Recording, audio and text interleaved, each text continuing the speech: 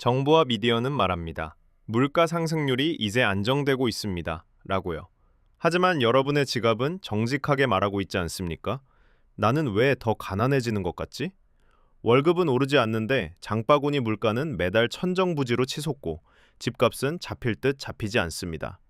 혹시 정부의 통계가 우리를 속이고 있다고 느껴본 적은 없으신가요? 많은 분들이 막연한 불안감을 느끼지만 그 이유를 정확히 알지 못합니다. 오늘 경제부엉이가 이 불편한 진실, 즉 지금 우리가 가난해지는 진짜 이유를 통계 뒤에 숨겨진 구조적인 인플레이션에서 찾아드리겠습니다. 이 영상을 끝까지 보시면 그동안 여러분을 답답하게 했던 경제의 진짜 모습이 보일 것입니다. 결론부터 말씀드리겠습니다. 지금 우리가 느끼는 가난함은 단순히 물가가 조금 올랐다는 인플레이션 수준을 넘어섭니다. 그것은 바로 구조적인 자산 인플레이션과 필수 소비재 인플레이션이 복합적으로 작용하면서 벌어진 일입니다. 정부의 공식 통계와 우리가 체감하는 현실 사이에 거대한 괴리가 발생하고 이로 인해 월급의 가치는 줄어들고 자산 격차는 더욱 심화되면서 대다수의 실질 구매력을 떨어뜨리고 있는 것이죠. 이는 일시적인 현상이 아니라 지난 수십 년간 축적된 복잡한 경제 구조의 결과물입니다. 그렇다면 왜 이런 구조적인 인플레이션이 발생하게 된 것일까요? 시작은 2008년 글로벌 금융위기로 거슬러 올라갑니다. 전 세계 중앙은행들은 경제 붕괴를 막기 위해 전례 없는 규모의 양적 완화, 즉 돈을 풀어 시장에 유동성을 공급했습니다. 이후 코로나19 팬데믹은 이 경향을 더욱 가속화시켰죠.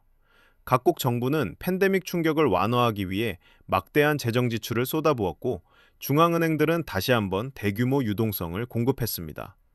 이렇게 풀린 돈은 단순히 물건값을 올리는 데 그치지 않았습니다. 동시에 글로벌 공급망이 팬데믹과 지정학적 리스크로 인해 마비되거나 재편되면서 생산 비용 자체가 상승하는 압력을 받았습니다. 이 세 가지 거대한 흐름, 즉 유동성 폭증, 재정 지출 확대, 그리고 공급망의 변화가 맞물리면서 우리는 현재의 독특한 인플레이션 시대에 직면하게 된 것입니다. 이는 과거의 인플레이션과는 양상 자체가 다릅니다. 우리가 인플레이션을 체감할 때 가장 먼저 떠오르는 지표는 아마 소비자 물가지수, 즉 CPI일 겁니다. 하지만 이 CPI에는 우리가 간과하는 함정이 있습니다. 미국 노동통계국 BLS, 인터파는 CPI는 주거비, 식료품, 에너지 등 필수 소비재의 가격 변동을 우리가 체감하는 것만큼 직접적으로 반영하지 못하는 경향이 있습니다. 특히 주거비의 경우 실제 매매가나 전월세 가격이 아닌 주택 소유 등가 임대료, OER와 같은 복잡한 방식으로 산정되어 우리 체감과는 큰 차이를 보입니다.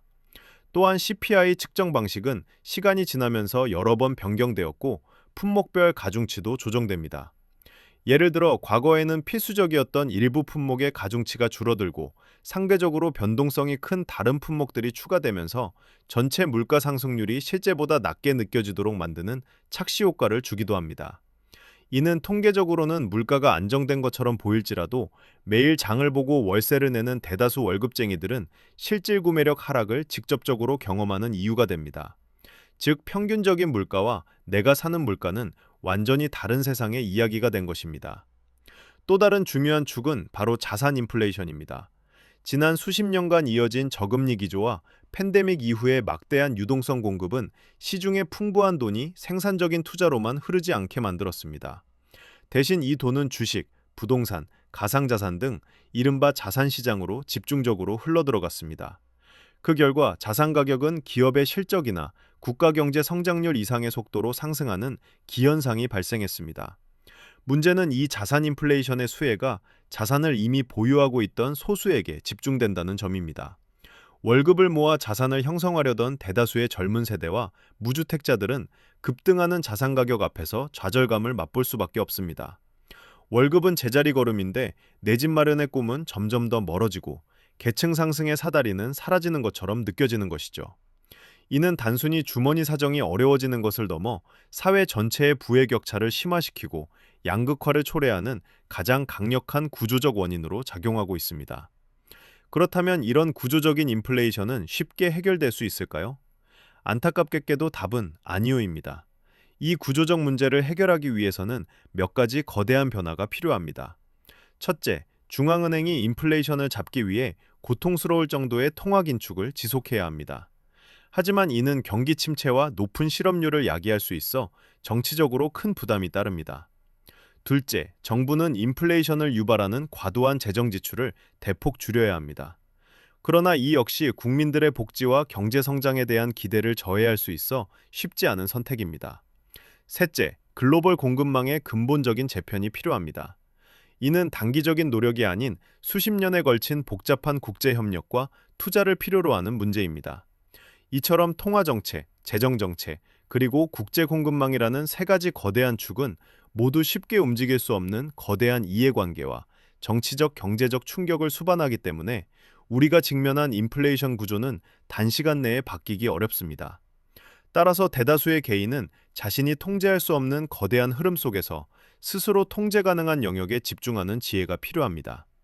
결론적으로 지금 우리가 가난해지는 진짜 이유는 정부의 통계가 보여주지 못하는 구조적 인플레이션이 우리의 월급 실질 가치를 훼손하고 자산을 가진 자와 가지지 못한 자의 격차를 더욱 심화시키고 있기 때문입니다. 그렇다면 이런 거대한 흐름 속에서 우리는 어떻게 대응해야 할까요? 개인이 지금 절대로 하지 말아야 할 것은 단기적인 한방을 노리고 막연히 유행을 쫓는 무리한 투자입니다. 이러한 투자는 자산 인플레이션의 거품 속에서 가장 먼저 큰 피해를 입을 가능성이 높습니다. 대신 개인이 지금 우선적으로 봐야 할 것은 세 가지입니다. 첫째, 자신의 현금 흐름을 면밀히 관리하고 비상자금을 확보하는 것입니다. 둘째, 물가 상승률을 상회할 수 있는 생산성 자산에 대한 장기적인 관점의 분산 투자를 꾸준히 이어가는 것입니다. 여기서 생산성 자산이란 단순히 가격이 오르기만을 바라는 자산이 아니라 꾸준히 이익을 창출하거나 본질적인 가치를 성장시키는 기업의 주식 혹은 임대소득을 창출하는 부동산 등을 의미합니다. 마지막으로 자신의 지식과 기술을 향상시켜 노동시장에서 본인의 가치를 높이는 꾸준한 학습과 자기개발입니다.